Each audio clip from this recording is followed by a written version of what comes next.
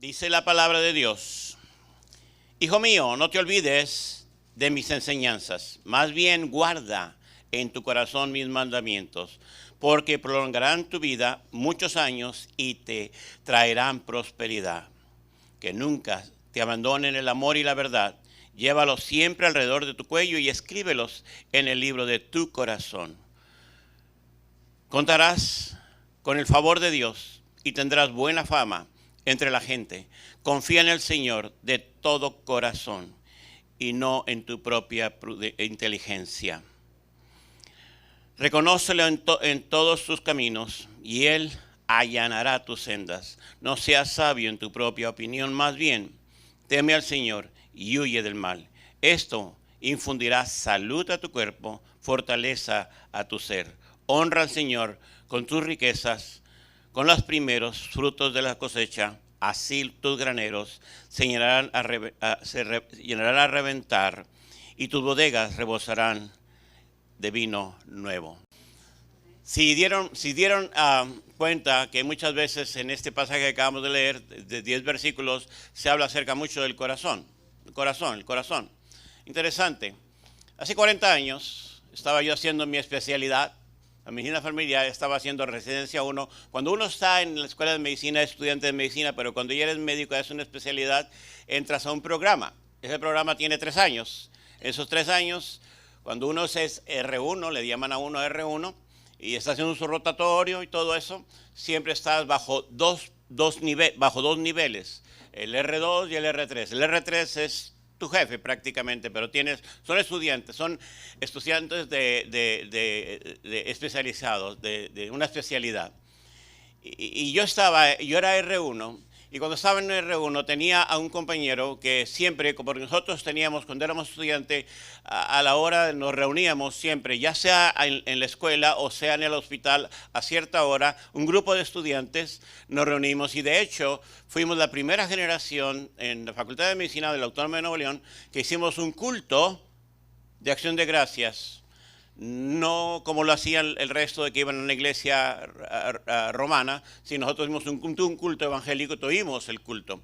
Y fue interesante lo que sucedió allí. Pero el que era superior a mí, el R3, Israel, él era un ateo y estaba siempre sobre nosotros, sobre mí, porque siempre íbamos a nos reuníamos en el comedor, orábamos, leíamos la palabra de Dios 15, 20 minutos en el comedor del hospital o en la facultad cuando ya estábamos todavía en la escuela. Pero él nos criticó y nos criticaba y nos decía, y si una de las cosas que me decía él, dice, ¿cómo puede ser que tú metas a Jesucristo en ese corazón? ¿Cómo puede ser que tú lo metas a Jesucristo en ese corazón? Y era un ateo, y un día me pidió, y no puedes decir que no, que hiciéramos una cirugía abdominal. Simplemente yo ni sabía, él era el jefe, él era el cirujano, simplemente yo era el ayudante, y estaba allí, y tuve que estar 3 horas enfrente de él, porque la cirugía era una cirugía prolongada, un colon que estaba muy en malas condiciones y tuvimos que trabajar. Pero una de las cosas que sucedieron en esa plática, así enfrente uno del otro, yo enfrente de él, me decía, ahora me explicas qué es eso de que aceptes a Cristo en tu corazón. Y entonces empezó la plática, empezó la conversación. Quiero decirles, hermanos, que este varón ahorita, que es médico y que está allí, él es pastor ahora en Guadalajara, Jalisco. ¿Por qué les digo todo esto? Porque estuvimos ahí frente a frente hablando con él. Y yo quiero decirles, hermanos, que cuando usted recién usted es concebido, cuando usted es recién formado en el vientre de su madre, inmediatamente a los primeros, así como lo oyen, minutos, empieza a aparecer lo que va a hacer el corazón. Antes de que el cerebro esté constituido, antes de que el esófago esté constituido, antes de que cualquier pieza esté formada bien, el corazón empieza a funcionar, un esbocito, una pequeña manguerita así chiquita que empieza a trabajar autónomamente. Y eso me dio la oportunidad de decirle a Israel, ¿sabes qué, Israel? Que es verdad, la vida empieza en el corazón y la vida termina en el corazón. Porque cuando tú estás, y eso lo veíamos ahí porque era un hospital de mucho movimiento, un hospital regional, y veíamos constantemente personas que morían. Y simplemente nuestro dictamen es paro cardíaco. Y yo le decía, y tú sabes muy bien que no, la vida, o sea, el corazón paró. Y decimos, ya está muerto. Dictamen es paro cardíaco, punto. Pero sabes muy bien que 4 horas después, la barba le creció al hombre y las uñas le siguen creciendo. Y siguen desarrollando otras cosas. Su cuerpo no ha muerto por completo, no ha desintegrado. Pero el momento en que paró el corazón, ahí termina la vida. Yo le decía que desde el principio de la vida, al final de la vida, Dios, el Creador, nos ha dado la oportunidad de conocerle desde el principio de la vida. Ahí cuando estás desde adentro, desde el vientre de tu matriz, hasta cuando llegue al final de tu vida, vas a tener la oportunidad de ver el latido, escuchar el latido cardíaco y vas a ver la función del latido cardíaco. Y en medio de todo eso, nosotros vivimos, nosotros nos movemos, nosotros estamos. Y realmente usted ahora, si usted se toca aquí la yugular y dice, aquí está mi corazón, aquí está. No, su corazón no está aquí, su corazón está acá. Bombea, bombea, bombea, bombea, bombea, bombea, bombea. No puede parar el corazón, no ha parado el corazón. El momento que para el corazón, se acabó. Se acabó. Pero tu corazón sigue bombeando. Hoy en la noche, cuando estabas acostado, despertaste, tu corazón seguía bombeando. Y cuando estabas anoche, cuando te acostaste, tu corazón estaba bombeando. Y es interesante que no pusimos, voy a poner a descansar mi corazón. Voy a ponerlo a reposar. El día de ayer, cuando estábamos trabajando, yo veía a los hermanos cómo andábamos. Bueno, eso dice la pulga cuando estaba arando, ¿verdad? Arriba del buey, arando, ¿verdad? Y veía a los hermanos y sudaditos allá, acá y allá. Y a las 2, 3 de la tarde decía, ya estoy bien bofeado, decían los hermanos. Ya estoy bien cansado, dice. Pero estoy contento de servir al Señor. Y yo me pongo a pensar, sí, llegamos a la casa, echamos un duchazo, llegamos, tomamos esa ducha, nos recostamos y descansamos. Nuestros músculos descansan. Pero sabe una cosa, el corazón no descansa, el corazón sigue, no para. No para. En ningún momento, y es interesante. Pero lo importante de nuestra vida, dentro de escrituralmente hablando, ¿qué importancia tiene nuestro corazón? Y cuando yo estaba hablando con este doctor, con este médico ateo, Israel, ahora pastor, allá en Guadalajara, me pongo a pensar y todo lo que sucede, porque yo le decía, ¿sabes qué? La vida nace en el corazón y la vida termina en el corazón. Dios no estaba muy equivocado de simplificar la vida, de decirle, acéptale en tu trayecto del movimiento de tu corazón. Mientras tienes vida, acéptale. Y el sentimiento, el pensamiento es el corazón. Y ciertamente, y tenemos que sabemos perfectamente que nuestra vida es difícil, por así decirlo, de entenderla, cuando a veces no entendemos lo que realmente Dios ha puesto en nuestras vidas para poder entender lo que es el corazón y qué es el significado del corazón para nuestros tiempos. ¿Por qué? Porque han cambiado muchas cosas. En nuestra vida han cambiado muchas cosas. Es verdad, o sea, ya no eres el mismo. Hace rato que vi la imagen que pusieron ahí del Día del Niño. Se dieron cuenta, la imagen del niño era un varón. Y era un niño. Y se dan cuenta que el niño trae el juguete más grande. ¿Se dieron cuenta, varones? Y el niño trae el juguete.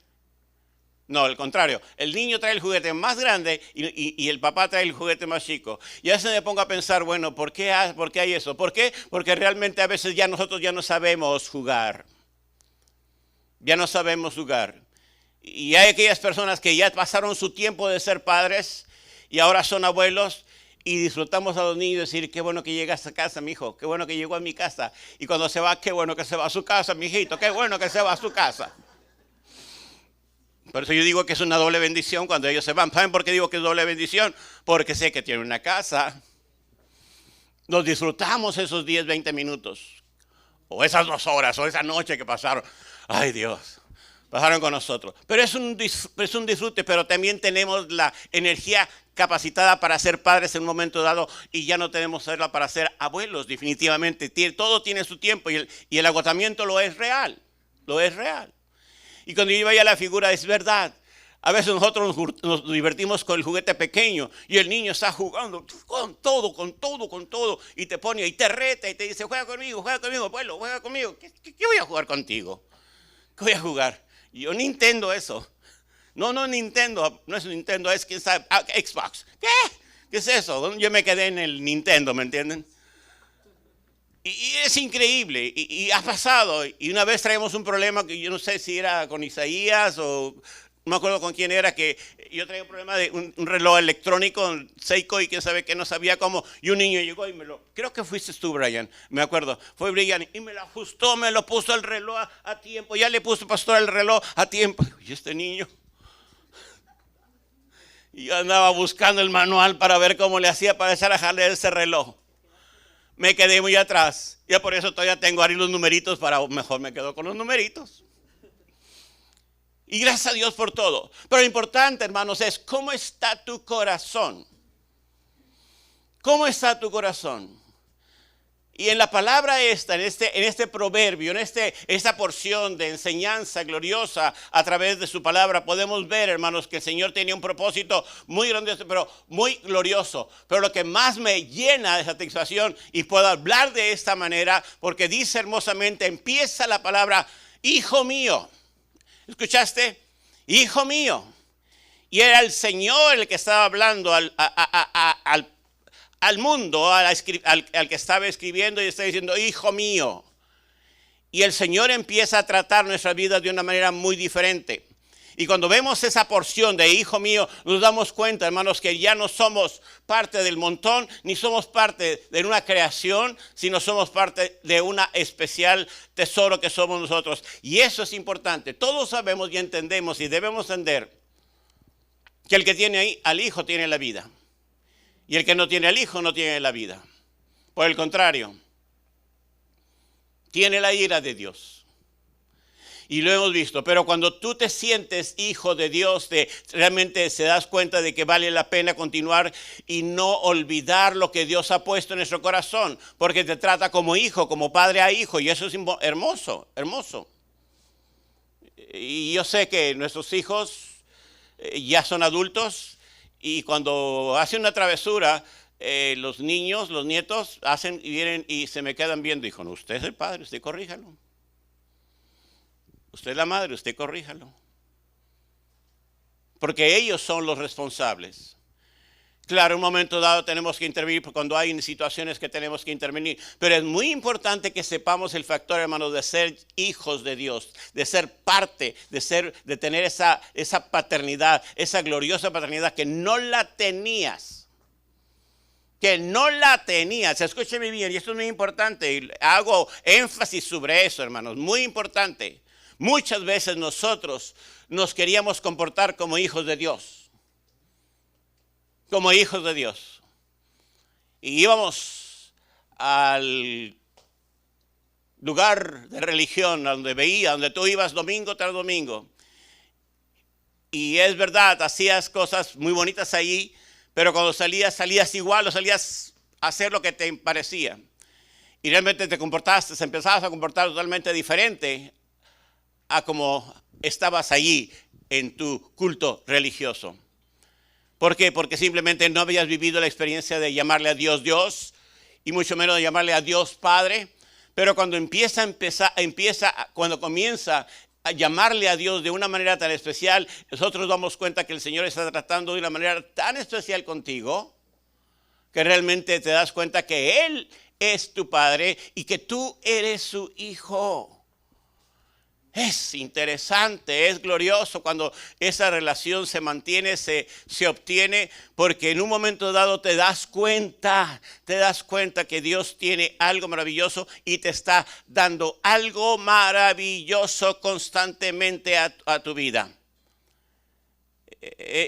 Así lo es. Y con todo respeto a las abuelas y a los abuelos también, que a veces se tratan de intervenir en la educación de los niños, pero realmente la responsabilidad es de los padres. Y tengo un hermano, el tercero de nosotros, le decía, Milo, aléjate de mí un poquito. No me gusta cómo eres. Tu relación con tus nietos, olvídate. No me gusta y no quiero yo no quiero ser como tú. Porque no le das la responsabilidad a tus hijos de ser padres.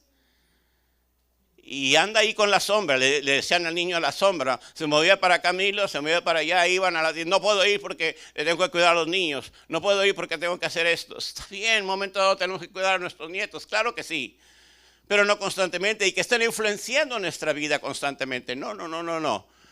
El tiempo de ser padre es el tiempo de ser padre, el tiempo de ser nieto es tiempo de ser nieto, tiempo de ser hijo es tiempo de ser hijo dentro de la humanidad. Pero cuando pasamos la barrera esa y nos metemos en problemas, y le decía a mi hermano, ¿sabes qué? Tu personalidad no me gusta como eres. ¿Y por qué? Porque tú tienes demasiado a los niños y tu hija, que es mi sobrina, le dije, tiene demasiado tiempo libre y se está metiendo en problemas. Se está metiendo en problemas. ¿Por qué no toman su responsabilidad? Pero es bien hermoso cuando uno le da el consejo, y es mi hermano, y le dije yo, hágalo, hágalo. Y poco a poco empezó a tomar la responsabilidad. Pero es hermoso cuando la palabra de Dios nos invita a cada uno de nosotros en ver en lo siguiente. Y aquí es algo muy interesante. Dice la palabra de Dios, no te olvides de mis mandamientos, de mis enseñanzas. Más bien guárdalas en tu corazón. Guárdalas en tu corazón. Cuando yo veo ese vocablo, hermanos, me doy cuenta que el Señor se ha constituido, ha sido para mi vida una medicina. Ha sido algo muy diferente, ha sido algo glorioso. Miren, les voy a decir una cosa. Fui invitado para septiembre a estar en mi reunión, my class reunion. ¿Saben lo que es eso? A ver, ¿saben mi reunión? Ustedes saben lo que es una class reunion, ¿verdad? ¿Saben lo que es eso? Tú sabes lo que es una class reunion. Have you been in your class reunion sometime? Ok, yo estuve en el décimo año. Yo fui graduado en 1972. En el 72, graduado de high school. Cuando terminé, en el 82 nos reunimos todos los estudiantes, los que pudimos reunirnos, y claro, muy chonchitos, ya muy cambiados, empezando a desarrollar, y claro, empezamos a trabajar, y todo muy bonito. Hola, ¿qué va? ¿Qué tal? Y nos conocíamos muy bien. 15 años después, en la reunión del 25 aniversario, nos reunimos. De hecho, la razón que nos reunimos, hermanos, es porque un senador que en el año décimo, en el 10º aniversario, que es Henry B. González, que es un senador que ha sido senador desde ese tiempo, todavía mantiene esa élite y todavía nos organiza para que nos reunamos. Pero prácticamente es un movimiento más que todo político, pero así son. Pero nos invitan, claro, tienen sus personas ahí alrededor de él. Y recibo mi invitación para el 50 aniversario. 50 años. Cuando llegamos a los 25 años, hermanos, nos veíamos unos a los otros. Oye, ¿quién eres tú? Ay, ¿quién eres tú? Y teníamos el yearbook,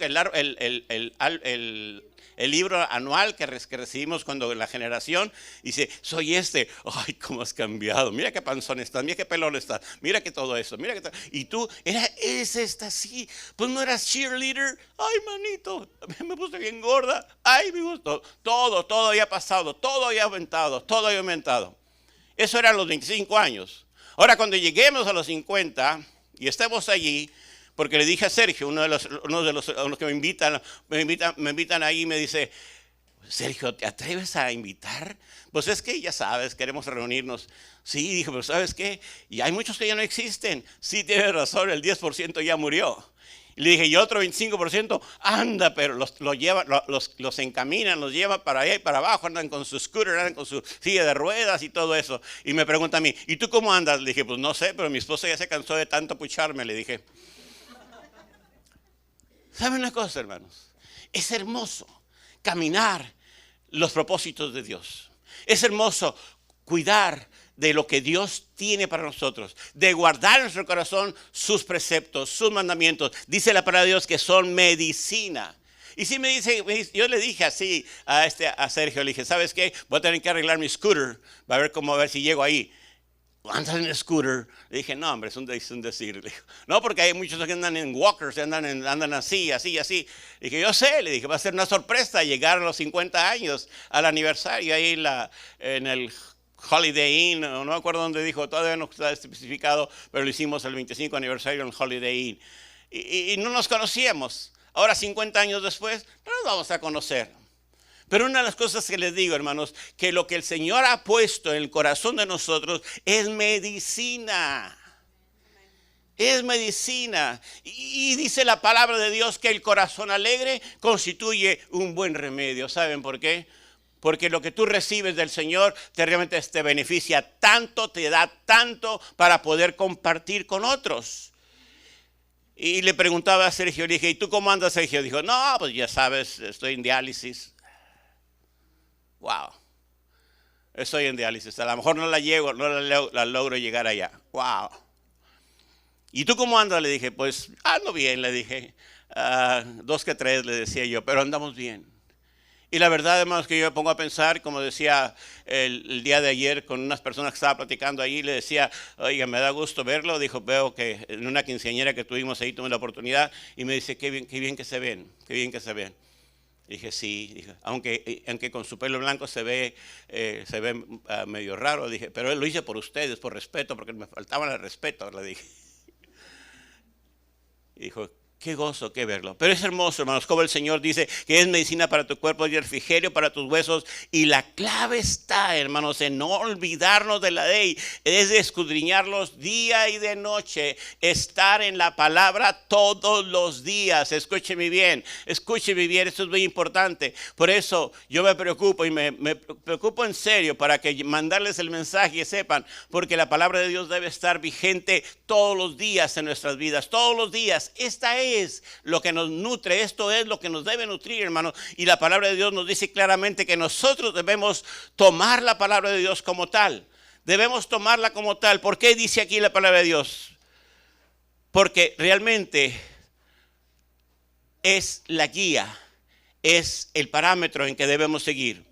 Y guardar sus mandamientos, hermanos, fíjense, es algo muy interesante. Y aquí viene algo que quizás ahora te das cuenta lo que está sucediendo en un momento dado en tu vida, porque antes querías portarte bien. ¿Cuántos querían portarse bien? ¿Cuántos que querían portarse bien?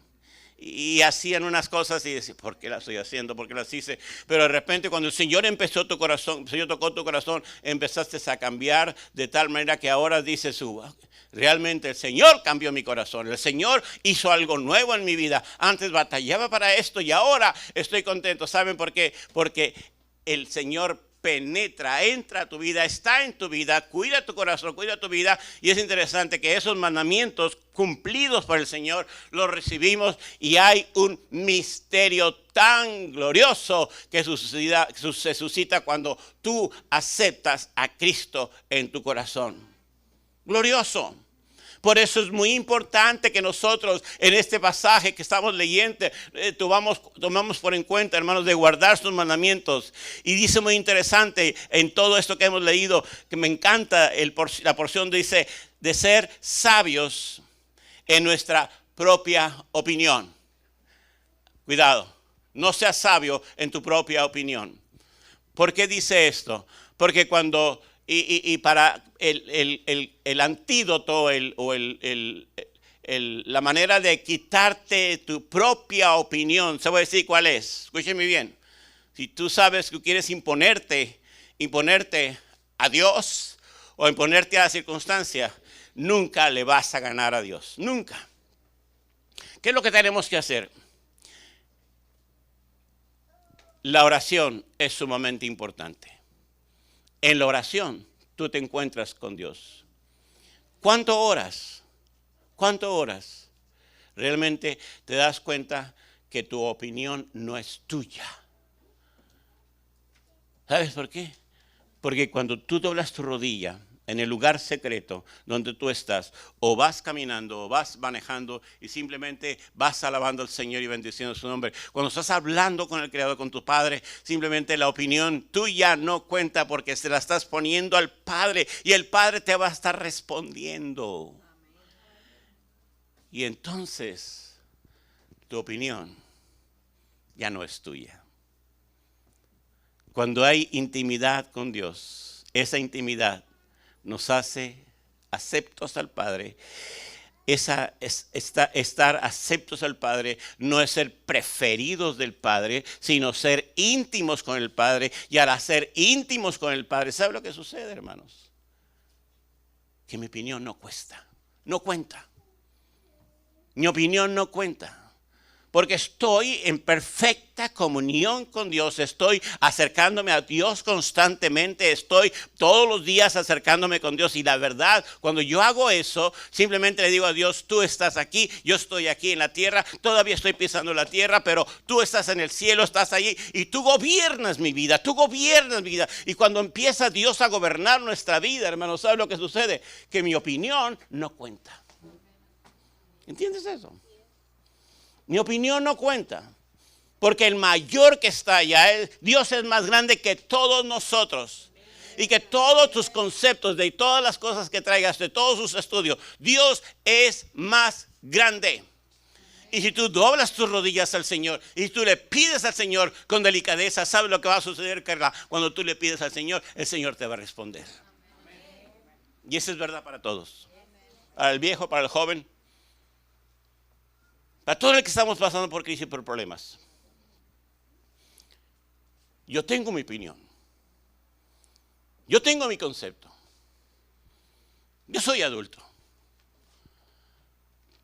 Y tienes una esposa y tienes unos hijos pero realmente tu lugar secreto donde tú oras al Padre y tú llegas al Señor en oración, simplemente se constituye algo muy fuerte y poderoso, porque ahí ya no es tu opinión. Cuando estás orando al Padre, tu opinión, ahí está, tú la sometes al Señor. Y cuando te levantas de allí, o cuando avanzas en las cosas del Señor, simplemente te sorprendes. Te sorprende, hermana. ¿Sabe por qué? Porque estoy ya experimentado de que la verdad es que Dios es tan bondadoso y tan bueno que realmente cuando yo le pido alguna cosa y no me la contesta, yo sé porque Él tiene una respuesta mejor para mí. Y así ha sido. Y eso es lo significante. Y altamente significativo. ¿Saben por qué? Porque no debemos ser sabios en nuestra propia opinión. Y el antídoto para eso es la oración. Nosotros hemos visto fracaso tras fracaso tras fracaso. Como pastores nos hemos dado cuenta y hemos levantado así a prácticamente, como dicen por ahí, a paladas a los hermanos que vemos que salieron del huacal, empezaron a hacer cosas que no deberían, porque realmente confiaron en su propia opinión y nos dimos cuenta que la oración estaba muy lejos de ellos. Por eso en un momento dado, aunque aparentemente te vaya mal, aparentemente te trancen, te hagan fraude, o suceda lo que suceda, el Señor está allí. Y tú se lo presentaste al Señor y dices, Señor, esto me hicieron, esto, yo no merezco que me hagan esto, Señor. Se lo presentaste al Padre. Escúchame bien lo que estoy diciendo. Se lo presentaste al Padre. Pero si tú vas primero con la hermana, con el hermano, con cualquiera que sea, el que tengas la mayor confianza y le dices, hermano, ayúdame a orar porque me hicieron, el hermano fulano de tal me hizo una tranza. Ya eso es chisme. Ya Satanás ya lo escuchó y él se va a encargar de divulgar y hacer las cosas equivocadas. Pero si tú vas al Padre y te doblas tu rodilla y le dices, Señor, aquí estoy, Señor, no sé qué hacer, me falta tanto dinero o me hicieron esta situación, me engañaron, Padre, aquí estoy. Y quizás después le comentas a tu pastor, o quizás después le comentas a tu mejor amigo, hermano, ayúdeme a orar. Tengo una situación. Ya el Señor solo empieza a actuar porque confiaste en Él y luego llegaste con tu hermano, con tu hermana para decirte, apóyame en oración. Apóyame en oración. No me resuelvas mi caso, apóyame en oración. ¿Me entiende? Cuando Dios está en medio, cuando Dios empieza a actuar, hermano, es hermoso. Por eso cada uno de nosotros sabemos perfectamente que el Señor empieza a darnos a cada uno algo hermoso. Y en este pasaje también podemos descubrir, dice, teme al Señor y tendrás buena fama entre la gente. Confía en el Señor de todo corazón, dice el versículo número 4. Confía en el corazón y no en tu propia inteligencia. Y cuando yo, hermano, temo al Señor, Señor así como digo, puedo decir, me autoriza a temer y confiar en Él. Y cuando menos pienso, cuando no sé ni cómo va a suceder, el Señor empieza a trabajar de una manera tan especial nuestras vidas que empieza a levantar, empezamos a ver, decir, empezamos a respirar. Ya nos despierta a las 3 de la mañana el insomnio. El insomnio ya no es parte de nuestra vida porque hemos confiado en el Señor. ¿Por qué? Porque hemos sabido perfectamente que hemos aprendido a temerle al Señor sobre todas las cosas. Cuando hay temor al Señor, Dios te saca adelante de toda circunstancia. No importa cuán difícil aparezca. No importa. Pero el Señor abre brecha. Hoy es muy interesante la manera en que el Señor, en que concluye. Tengo que terminar. Dice, apártense del mal. Apartémonos del mal. ¿Cómo es que tenemos que hacer? Dejarnos ser guiados por el ayudador. No tu hermano que está enseguida, sino el Espíritu Santo. ¿Entiendes eso? Se nos ha olvidado, hermanos, que el Espíritu Santo, Él es nuestro guía. Se nos ha olvidado que el Espíritu Santo es el que nos guía a toda verdad. Y es interesante, dice la palabra de Dios, el versículo 9 y 10, que no estoy hablando de la siembra, dice, honra al Señor con tus riquezas y con tus primeros frutos. Así tus graneros se llenarán a reventar y tus bodegas rebosarán de vino nuevo. Y es muy interesante cómo el Señor, cuando empiezas a caminar en todo eso, tus problemas, tus dificultades, tus montañas que están aquí, empiezan a bajar. A bajar. Y se hacen un llano. Y allanas y caminas sobre ellos. Ya no tienes que subir a ese escalafón para poder llegar allí, sino el Señor te baja la dificultad y empiezas a caminar sobre ella. Y dices, gracias Dios, porque tú has sido fiel.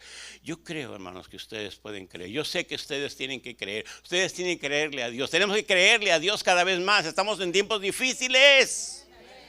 Muy difíciles, hermanos. No crean que todas las cosas son muy fáciles. Están bien difíciles. Pero tenemos que confiar en el Señor, creerle a Él. Saber que Él hablará y Él te sustentará y Él te dará, te sacará. Simplemente, hermanos, dice la palabra que Él allanará tu senda. ¿Qué es eso de allanar? Bajar. Sabes que cuando tú tienes que ir a una parte y que tienes un cerro muy grande que no puedes cruzar, que tienes que dar la vuelta por kilómetros, simplemente dice la palabra que Él va a allanar, que va a ponerlo llanito, que va a ponerlo parejito para que tú cruces por Él. Y es hermoso, hermanos, cuando vemos la mano de Dios desarrollando de esa manera. Es hermoso. Es hermoso. Tú ya lo viviste, lo estás viviendo. Y gloria a Dios porque sabemos perfectamente que Dios se ha mantenido, nos ha dado su promesa. Que confiemos en el Señor. Entonces, hermanos, ¿cómo está tu corazón? ¿Cómo está tu corazón? Yo sé que ya supiste que late de 72 a 75 minutos por minuto. 72, 75 veces por minuto. Así que ya sabemos eso. Pero ¿qué tenemos que hacer? ¿Qué tenemos que hacer? Lo que hizo Abraham, lo que hizo Job, lo que hicieron los discípulos, de confiar en el Señor, de los que precedieron al Señor. Pero una de las cosas, hermanos, es que si tú anhelas del Señor, si tú deseas constantemente del Señor, el Señor te va a retribuir.